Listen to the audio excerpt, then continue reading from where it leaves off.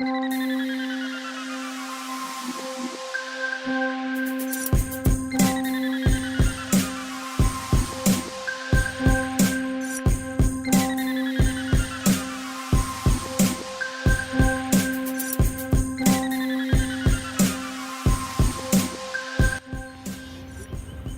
Customs Wrestling Top Wrestling Signings episode number 1, where I break down interactions when I met professional wrestlers for signings, when they go and do signings and stuff. So, episode number 1, we're going to talk about Greg the Hammer Valentine, the legendary Greg the Hammer Valentine. We had went into a Walmart by where I live at over here in Southern California, and we saw a flyer that he would be doing a signing in a week. So we grabbed the flyer and I said, "Oh shit!" I start planning. You know what I'm saying? Shit. I said, "Man, I'm gonna have a shirt done with the old school magazine that had Andre in the front with Bruno Sammartino, and then Mil Mascaras, and then I had it done just for the signing." Thinking about it though now, I should have gave it to Greg the Hammer Valentine. Looking back, he was being brought there by the local wrestling organization, Empire Wrestling Federation, EWF, with my good friend Jesse Hernandez, who was also a professional wrestler back in the days. He wrestled, trained by the Great Goliath and Black Gordon, and he wrestled for the AWA under Vern Gagne. He wrestled Bruiser Brody, and he was a referee for WWF and the NWA too. So he was bringing them in to do the signing. The day comes a week later that we're gonna go do a signing. I'm excited too, because this is the first time we're ever gonna go to a signing and meet one of these legendary wrestlers. That 144, as I'm dropping it right there on the camera, that I'm gonna meet Greg the Hammer Valentine. IC champion, tag champion with Brutus the Barber Beefcake in 80 during the 80s.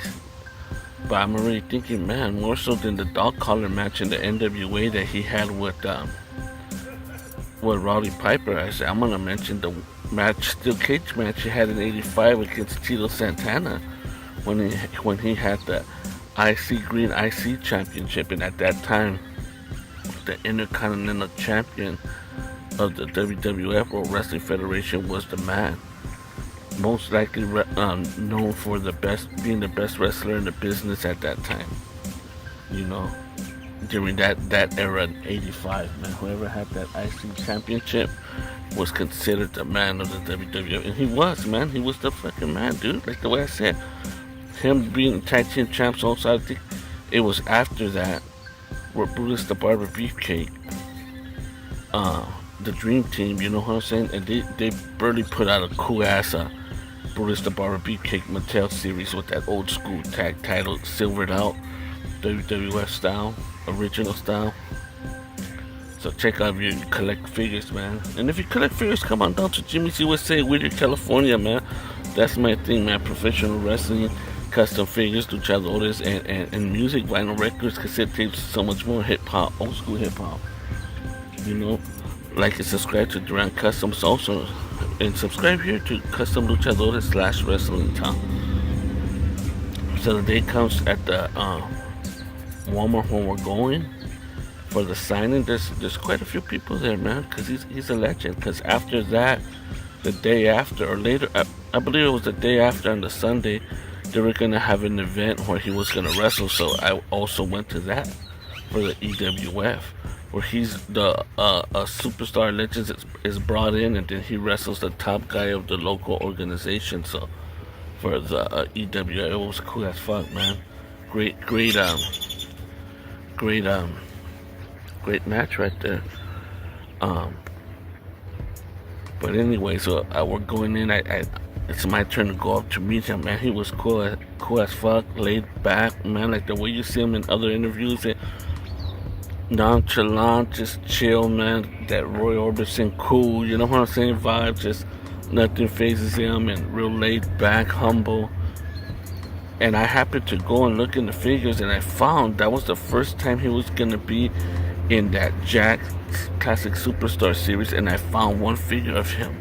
By chance, luck has it, man. The universe has it that I go to the day of the signing, and there's one left of him there.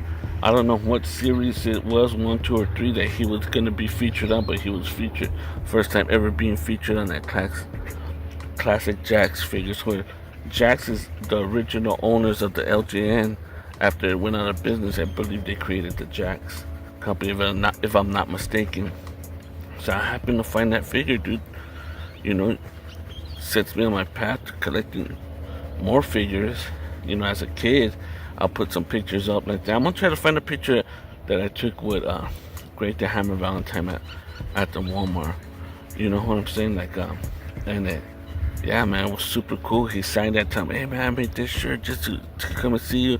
He looked at it like, man, what are you doing wearing it? You know, looking back now, man, I should have not made it to wear to go and meet up, but made it for him and giving it to him, like, because it was cool, man. I could tell he liked it, and I was like, and then, yeah, man, he was so cool. And I explained to him, man, my favorite match is the one with you and Tito Santana in the steel cage in '85.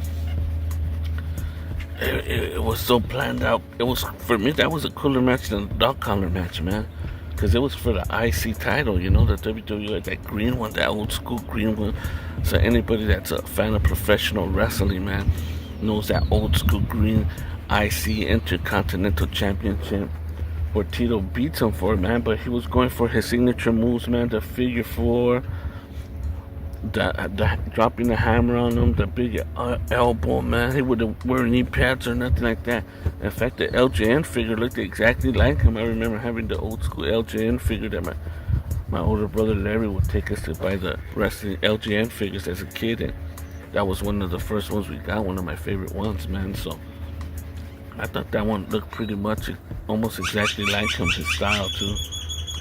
You know what I'm saying? So yeah, man, that IC Championship where they're trying to climb over the top of the fence, and then each of them are going for it, and then even him almost making it out the front door, and Tito pulling him in, man. It was perfect, man. Then Tito finally beats him, goes over the top, and then Great Hammer Valentine breaks up that belt, man, that green belt.